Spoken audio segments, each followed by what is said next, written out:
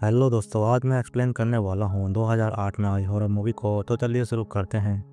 Movie की शुरुआत में हम गैरी नाम के गार्ड को देखते हैं जो आईने को देखकर डर रहा था और डरते हुए आईने से माफ़ी मांग रहा था। जहाँ उसके सामने का आईना टूटने लगता है और उसका एक टुकड़ा नीचे गिर जाता है। जहाँ गैरी उस टुकड़े को उठाता है और जब आईने में देखता है तब उसका प्रतिरूप उसे अजीब ढंग से देखता है। फिर गैरी का प्रतिरूप आईने के टुकड़े से अपने आप को नुकसान पहुंचाता है, जिससे गैरी को भी नुकसान होता है और उसकी मौत हो जाती है। फिर कहानी आगे बढ़ती है और हमें बैन को दिखाया जाता है जो पहले पुलिस में था, लेकिन एक गलती के कारण उसकी जॉब चली गई।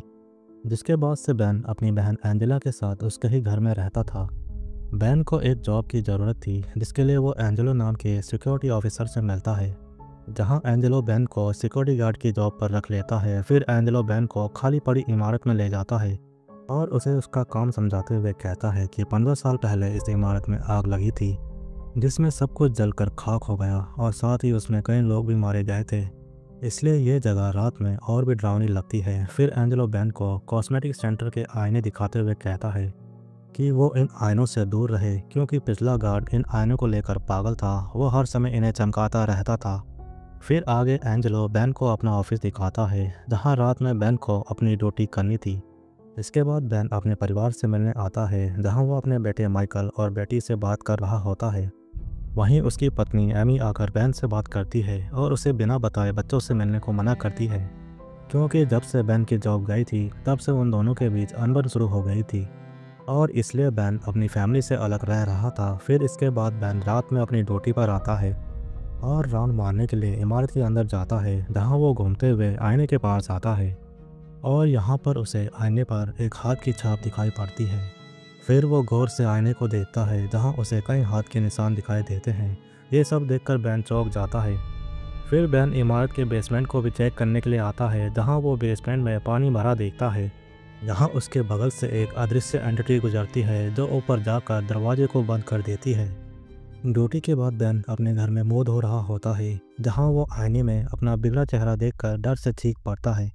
बैन की चीख सुनकर एंजेला वहां आ जाती है, जिसे बैन वहां से भगा देता है और उसके बाद आईने को चेक करता है, जो कि नॉर्मल था। फिर रात में बैन इमारत के अंदर घूम रहा होता है, जहां बैन आईने पर हाथ का निशान देखता है और उस निशान को चेक करने के लिए आईने पर अपना हाथ रखता है। यहाँ आईने में क्रैक आ जाते हैं और उससे बैन के हाथ पर चोट लग जाती है। फिर बैन जब आईने को देखता है तो वो बिल्कुल सही सलामत था, मगर तभी बैन को वहाँ कई लोग जलते हुए दिखाई देते हैं, जो थोड़ी देर बाद वहां से गायब हो जाते हैं और यह देखकर बैन बुरी तरह से डर जाता है। फिर बैन जब वहां से जा रहा होता है तब उसे वहां गैरी का पर्स मिलता है, जिसे चेक करने पर उसे एक पर्ची मिलती है जिसमें ऐसे कर लिखा होता है। इसके बाद बैन वापस इमारत के अंदर आता है, जहां उसे किसी औरत की चीख सुनाई देती है। बैन उस आवाज़ के पीछे चेंजिंग रूम तक आता है।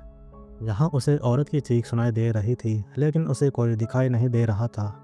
मगर तभी वो आईने में चेंजिंग रूम को देखता है, जिसमें उसे एक औरत का हाथ दिखाई देता है। ये देखकर बैन आईने को चेंजिंग रूम के सामने लाता है और फिर वो आईने में देखता है, जहां उसे एक औरत जली हुई दिखाई देती है। ये देखकर बैन वहां से भाग जाता है। वहीं दूसरी ओर एमी के घर पे माइकल डर कर अपनी माँ को बुलाने लगता है, जहां एमी के आने पर माइकल उसे बताता है कि एक औरत वहां आईने में चीख रही है। मगर यहाँ एमी को आईने में कोई नहीं दिखाई देता, जिस पर वो माइकल को कहती है कि उसने कोई बुरा सपना देखा है और वो माइकल को सोने को कहकर चली जाती है। लेकिन एमी के जाने के बाद माइकल आईने में देखता है और उसे वहाँ एक औरत दिखाई देती है। फिर अगले दिन बैन अपने साथ हुई घटना को अपनी बहन को बताता है, जिस पर उसकी बहन उसे घर जाकर आराम करने को कहती है। इसके बाद बैन के घर पर एक पार्सल आता है, जिसे बैन चेक करता है तो उसे पता चलता है कि गैरी ने उसे ये पार्सल भेजा है, जिसे खोलने पर उसे कई सारे पेपर कटिंग मिलते हैं, जिसमें उस पुरानी इमारत में हुए हादसे के बारे में बताया गया था। इसके बाद बैन गैरी के बारे में पता लगाता है तो उसे पता चलता है कि उसने तो आत्महत्या कर ली है। जिसके बाद बैन जाकर एमी से बात करता है, क्योंकि एमी जिस हॉस्पिटल में काम करती थी वहीं गैरी की लाश को लाया गया था। यहाँ बैन एमी की मदद से गैरी की लाश को देखता है और डॉक्टर उसे बताता है कि गैरी ने आत्महत्या की थी। मगर जब बैन उसकी फाइल को देखता है तो उसे यह मामला सुसाइड का नहीं लगता। वहीं दूसरी ओर बैन के घर पर एंजेला आईने के सामने अपने कपड़े उतार कर नहाने के लिए जाती है। जहां आईने के अंदर से उसका प्रतिरूप उसे देख रहा होता है। फिर वो प्रतिरूप अपने हाथ से अपने चेहरे के दो हिस्से कर देता है, जिससे एंजेला के साथ भी वही होता है और यहाँ एंजेला को एक दर्दनाक मौत मिलती है। एंजेला की मौत से बेन बहुत दुखी होता है क्योंकि एंजेला ने बेन को सिक्योरिटी गार्ड की जॉब छोड़ने के लिए कहा था और इसलिए मिरर्स ने उसकी जान ले ली। फिर बेन इमारत में आकर उन आयनों को तोड़ने की कोशिश करता है, लेकिन उनको जरा भी नुकसान नहीं होता। जहां बेन उन आयनों से पूछता है कि उन्हें क्या चाहिए, जिस पर आईने पर कुछ शब्द उभर कर आते हैं जिसमें एस्कर नाम के बंदे को ढूंढने के लिए कहा गया था। फिर बेन एस्कर नाम के व्यक्ति को ढूंढने के काम पे लग जाता है, जहां छानबीन करने पर उसे बैरी के बारे में पता चलता है, जिसने उस इमारत में आग लगाई थी क्योंकि उसका कहना था मिरर्स ने उससे ये करवाया। फिर बेन उस डॉक्टर से जाकर मिलता है जिसने बैरी का इलाज किया था। यहाँ डॉक्टर बेन को बैरी की एक वीडियो रिकॉर्डिंग दिखाता है जिसमें बैरी ने साफ साफ कहा था कि वो उन मिरर्स को तोड़ना चाहता था, इसलिए उसने इमारत में आग लगाई थी क्योंकि मिरर्स ने उसे एस्कर नाम के बंदे को ढूंढने को कहा था, लेकिन वो उसे ढूंढ नहीं पाया और इसलिए उन मिरर्स ने उसकी बीवी और बच्चों की जान ले ली। ये सुनकर बेन को अपनी फैमिली की फिक्र होने लगती है और वो एमी के घर जाकर सभी आयनों को कवर करने लगता है। बेन को ऐसा करता देखकर एमी और उसके बच्चे उसके लिए परेशान होते हैं, जिस पर बेन एमी को कहता है कि ये मिरर हमें नुकसान पहुंचा सकते हैं, मगर एमी उसकी बातों को नहीं मानती और उसे किसी अच्छे डॉक्टर से मिलने को कहती है, जिस पर बेन वहां से गुस्से में निकल जाता है और उस इमारत में आकर बेसमेंट को चेक करने जाता है। जहां बेन की नज़र दीवार पर लिखे नेम प्लेट पर जाती है जिसमें सेंट मैथ्यू हॉस्पिटल लिखा हुआ था। इससे बेन को पता चलता है कि यहाँ इमारत बनने से पहले एक हॉस्पिटल हुआ करता था। फिर बेन को बेसमेंट के अंदर एक छुपा हुआ कमरा मिलता है जहाँ कई सारे मिरर्स लगाए गए थे और बीच में एक कुर्सी थी। यहाँ बेन आईने में अपने आप को देखकर डर जाता है। इसके बाद बेन अपने दोस्त से कहकर सेंट मैथ्यू हॉस्पिटल के मरीजों की जानकारी निकलवाता है, जहाँ बेन का दोस्त उसे एना एस्गर की फाइल देता है और उसे एक शॉकिंग बात बताता है कि एना सेंट मैथ्यू हॉस्पिटल में पागल खाने वाले वार्ड में थी और जब वो मरी तब वो 12 साल की थी और उसके मरने के बाद सभी मरीजों ने रहस्यमय ढंग से अपनी जान ले ली। साथ ही वहाँ के डॉक्टर ने भी आईने के टुकड़े से अपनी जान ले ली। इसके बाद बेन एना की फाइल को देखता है जिसमें बताया गया था कि एना को सिजोफ्रेनिया नाम की बीमारी थी, जिसमें उसे अनकही चीज़ें दिखाई देती थी और साथ ही वो बहुत ज़्यादा वायलेंट हो जाती थी। यहाँ फाइल को चेक करते हुए बेन को एना का डिस्चार्ज पेपर मिलता है जो कि मास सुसाइड से 2 दिन पहले का था, मगर तभी बेन के घर में कवर किए आईने में कुछ होने लगता है, जिस पर बेन एना की फ़ोटो आईने को दिखाता है और यहाँ आईने में क्रैक आने लगते हैं, जिससे पता चलता है कि मिरर को एना की ही तलाश थी। वहीं दूसरी ओर बेन का बेटा माइकल आईने से बात कर रहा होता है, जहां एमी आकर माइकल को साथ चलने को कहती है। माइकल उठकर कमरे से बाहर आता है, मगर आईने में उसका प्रतिरूप वहीं बैठा होता है, जिसे देखकर एमी डर जाती है और वो बेन को फ़ोन करके घर बुलाती है क्योंकि एमी को भी बेन की बातों पर विश्वास हो गया था। इसके बाद बेन एना की तलाश करते हुए एस्गर फैमिली से मिलता है, जहाँ बेन की बात एना के भाई से होती है।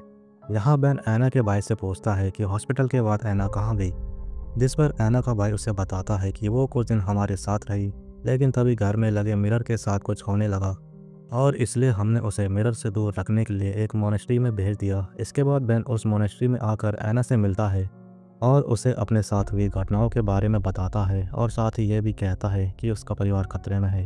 फिर एना उसे बताती है कि जब वो हॉस्पिटल में थी तब उसके इलाज में कोई फ़र्क नहीं पड़ रहा था, जिस पर डॉक्टर ने उसे मिरर से भरे कमरे में बंद कर दिया, जहां कुछ दिन रहने के बाद उसके अंदर जो भी था वो मिरर में चला गया और मिरर में जाने के बाद उसने हॉस्पिटल में सबकी जान ले ली और उनकी आत्माओं को आईने में कैद कर लिया और तब से वो मुझे हासिल करने के इंतज़ार में है ताकि वो बुरी शक्ति इस दुनिया में वापस आ सके और इसलिए मैं तुम्हारी मदद नहीं कर सकती। जिस पर बेन एना को अपने साथ ज़बरदस्ती ले जाता है। वहीं एमी माइकल को देखने के लिए कमरे से बाहर आती है, जहां पूरे घर के फर्श पर पानी जमा हो रहा था क्योंकि माइकल ने सारे नल खुले छोड़ रखे थे। एमी जाकर नल को बंद करती है, जहां पर वो बुरी शक्ति एमी को पानी में डुबाने की कोशिश करती है।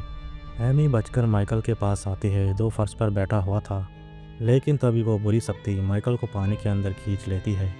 वहीं दूसरी ओर बेन एना को लेकर इमारत में आता है, जहां एना के आने से आयनों में हलचल शुरू हो जाती है। फिर बेन एना को बेसमेंट में ले जाकर चेयर से बांध देता है, जहां सभी आयनों में हलचल और तेज हो जाती है। यहाँ बेन कमरे से बाहर चला जाता है, जिसके बाद वो बुरी शक्ति एना के अंदर घुस जाती है और वहाँ लगे सभी मिरर्स अपने आप टूट जाते हैं, जहाँ दूसरी ओर माइकल भी उस बुरी शक्ति के चंगुल से छूट जाता है। फिर बेन कमरे में आकर एना को ढूंढता है, जो अब बुरी शक्ति के कब्जे में थी। बेन उसे मारने की कोशिश करता है, लेकिन उस बुरी शक्ति के सामने बेन टिक नहीं पाता और वो बुरी शक्ति बेन को कमरे से बाहर फेंक देती है। बेन उस बुरी शक्ति को रोकने के लिए गैस पाइप पर गोली चलाता है, जिससे वहाँ पर धमाके होते हैं और वहाँ मलबा गिरने लगता है, जिसके नीचे वो बुरी शक्ति भी दब जाती है और साथ ही बेन भी उस मलबे से बाहर नहीं निकल पाता। फिर सुबह होती है और बेन इमारत से बाहर आता है, जहाँ पुलिस वाले एंजेलो से बात कर रहे थे, लेकिन किसी का भी ध्यान बेन पर नहीं था। यहाँ बेन कुछ गड़बड़ी महसूस करता है, जिसके बाद उसे पता चलता है कि वो आईने में कैद हो चुका है और यहाँ मूवी ख़त्म होती है।